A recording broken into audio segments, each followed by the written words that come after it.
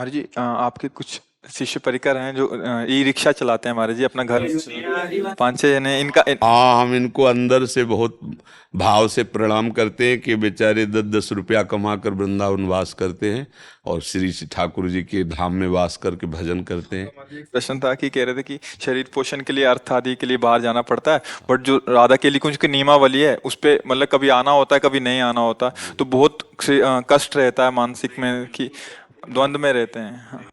नहीं नहीं, आप अपने जैसे प्रातःकालीन सत्संग है श्री जी की मंगला आरती तक, इस समय तक तो आप रुको ही, इसके बाद चले जाओ और खूब रात्रि 8 बजे तक अपनी ये सेवाएं करो, फिर अपने घर में जाके थोड़ा भजन साधन करो, फिर शयन करो, दिन भर मेहनत करो। यहाँ ऐसा मत सोचो कि आप रिक्शा चलाने चले जाते हो, आप यहाँ दिनचर्या में नहीं हो तो आपका भजन नहीं हो। नहीं, आप भजन के लिए वृंदावन रुके हो, परिवार का पालन कर रहे हो, मेहनत कर रहे हो, नाम जप कर रहे हो, ये सब भजन ही है।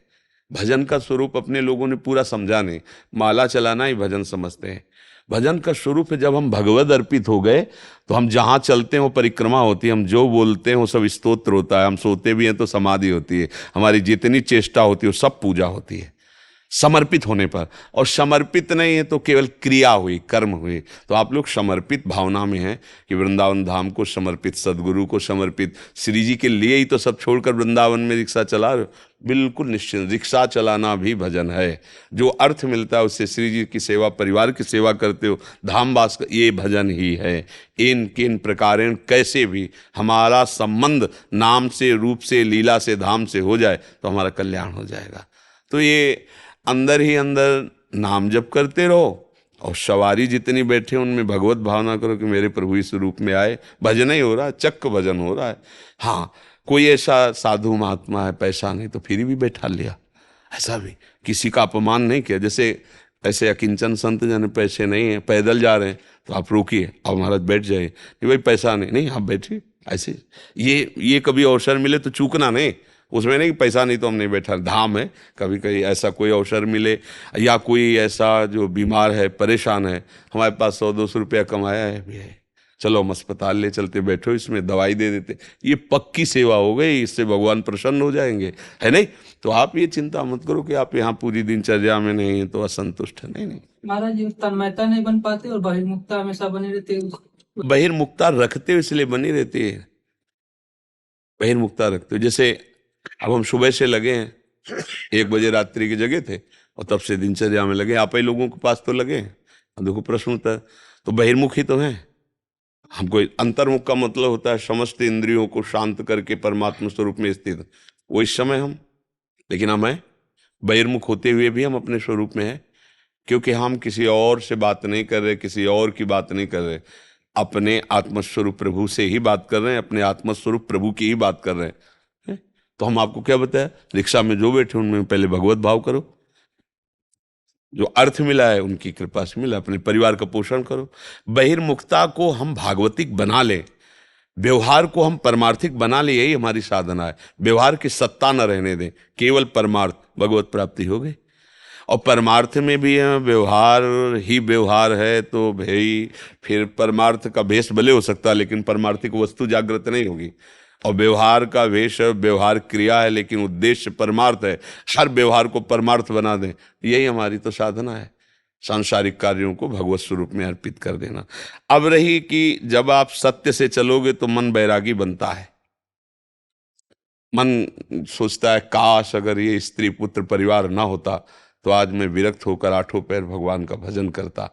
तो ये होना बहुत अच्छी बात है, बुरी बात नहीं, पर हमें त्याग नहीं करना, क्योंकि प्रवृत्ति मार्ग को स्वीकार किया, उसका निर्वाह करो। तो क्या होगा, अंदर ही अंदर ये वैराग्य आपको जलन में बदलेगा और सारी वासनाएं भस्म होने लगेंगी और आर्त भाव आ जाएगा, प्रभु के लिए पुकार आ जाएगी, नाथ मैं तो विषयी हूँ, गृहस्थ हूँ, संसारिक हूँ, क्या प्रभु मुझे भी आपका प्रेम मिलेगा। प्रभु के लिए ये जो बातें आने लगेंगी ना, यही सार, ठीक से अपने मार्ग में चलो, वही बात आ जाएगी जो विरक्त में आती है, वही बात आ जाएगी। निष्कामता आ जाएगी, निर्विकारता आ जाएगी, भगवत आश्रय दृढ़ हो जाएगा, भगवत प्रेम प्राप्त हो जाएगा। समझ रहे हो, बिल्कुल घबराने की जरूरत नहीं, बिल्कुल ठीक चल रहे हो। बेईमानी मत करना, किसी को दुख मत पहुंचाना, सब में भगवत भाव करते हुए, नाम जप करते हुए जो भी कर रहे हो ये सब भजन माना जाएगा। धाम के वासी हो, भगवत चरणारविंद के आश्रित हो, धोखा नहीं है, समझ रहे ना। जोगिंद्र जी, गुरुदेव, मेरी बीवी की मृत्यु के बाद मैं बावरा हो गया हूँ। रात दिन उनको याद करके रोता रहता हूँ। महाराज जी, मुझे बल प्रदान करें। हम प्रणाम करते हैं आपको, प्यार, आपके प्यार को, पर वही प्यार अगर प्रियाजू से हो, लालजू से हो, तो जीवन धन्य हो जाए। देखो, थे वही ही, पर आप उनको जान नहीं पाए। नहीं तो प्रायः हम प्यार शरीर से ही करते हैं, जो सामने रूप होता है, पर जो शरीर के अंदर बैठा तत्व है, जो अंतर ध्यान हो गया, तो हम स्वयं सबको मिलजुल करके लेकर उस शरीर को नष्ट कर देते हैं, जला देते हैं। और प्यार शरीर से किया था। अब भी याद तुम्हें शरीर की ही आती है, उसके अंदर जो तत्व था उससे तुमने परिचय किया नहीं। सोचो, जो अंदर प्रभु बैठे हुए थे उनकी जानकारी तुम्हारी है नहीं। तुम्हारी जानकारी ढांचे की है। ढांचा को पत्नी माना, अब वो ढांचा टिकाऊ है नहीं, ये नाशवान है, समय के लिए आया है। 20 वर्ष, 50 वर्ष, 80 वर्ष, 100 वर्ष, इसका एक नियत समय है, इसके बाद हट जाएगा। वो पैदा कहीं ढांचा अलग हुआ था, संयोग आपका कुछ वर्षों का था, आपने मान लिया। जो अंदर तत्व था उसे जाना नहीं। अब वो तत्व जब अंतर ध्यान हुआ तो उसी शरीर को जिसको प्यार करते थे फूंक दिया। अब उसी शरीर का चिंतन करके तो मुझे लगता है कि थोड़ा सुधार करो। अब वो अंदर जिसके लिए तुम तड़प रहे वो प्रभु ही था, उसे तुम जान नहीं पाए, वो भगवान ही थे। नहीं, जो बहुत प्यार करता है शरीर से, जब उसके अंदर से भगवान चले जाएं तो वो कहेगा अब वो नहीं रहे। तो तुमने प्यार किससे किया था जानते हो तुम? जो वो नहीं रहा उसको तुम जानते थे? नहीं जानते थे। तो जिसको जानते तो सामने अब करो ना प्यार। बोले नहीं, अब वो नहीं रहा, इसलिए इसको हटा दो। मतलब तुम अनजाने में भी भगवान से प्यार कर रहे थे। सबके अंदर बिजली जो है ना वो भगवान ही है। ये जो चैतन्यता है ना, हंसना, खेलना, बोलना, प्यार, दुलार, ये भगवान है अंदर, उन्हीं का पावर है। और वो अंतर ध्यान हो गए तो कितना भी सुंदर प्यारा शरीर हो, आग लगा दी जाती है, गाड़ दिया जाता है या फेंक दिया जाता है, कोई महत्व तो नहीं रखा जाता। समझो, तुम जिसके लिए रो रहे हो वो शरीर था, परमात्मा के लिए नहीं रो रहे हो, क्योंकि उसके लिए रोते तो प्रश्न खत्म हो जाता, निहाल हो जाते। ऐसा प्यार प्रभु से हो जाए तो अभी जीवन कृतार्थ हो जाए, महात्मा बन जाओ। तो मुझे लगता है थोड़ी दिशा गलत है, उसको सही कर लो तो आनंदित हो जाओगे। क्यों भाई? आप सोचो, तुम्हारी अगर होती तो तुम्हारे पास से क्यों जाती? तुम इतना प्यार कर रहे हो, क्यों जाती? तो इसका मतलब वो शरीर नहीं थी, वो परमात्मा था, और वो अभी भी है। अगर तुम रो करके उसको पुकारो कि मुझे परमात्मा रूप से नहीं, मेरी पत्नी रूप से, तो वो पत्नी रूप धारण करके दिखाई दे देगा। वो आपको भाव में दिखाई देगा, मेरी पत्नी मेरे से बात कर रही, मेरे से मिल रही, क्योंकि बिजली वही है ना। उनको रूप रखने में कितना मिनट लगता है, वो तत्काल रूप रख लेते हैं। तो फिर भी वो रूप टिकाऊ नहीं है।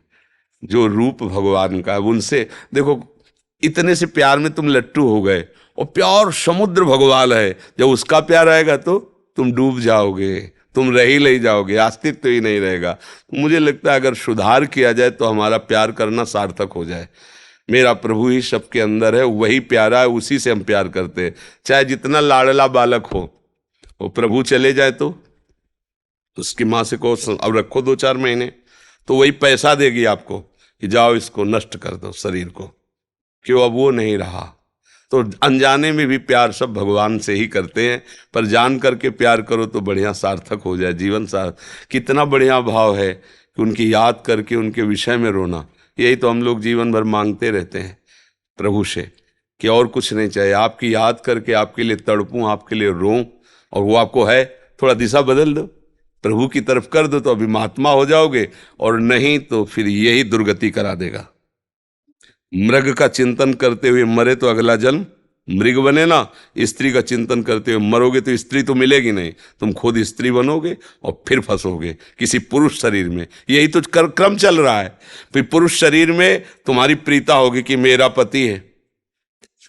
इसका उदाहरण है पुरंजनोपाख्यान भागवत में है। तो पुरंजन ने एक सुंदर स्त्री को देखा, राजमहल 9 दरवाजे का, पूरा बगीचा, लुभायमान हुआ, इतना आसक्त हो गया कि जब मरा तो उसका चिंतन हुआ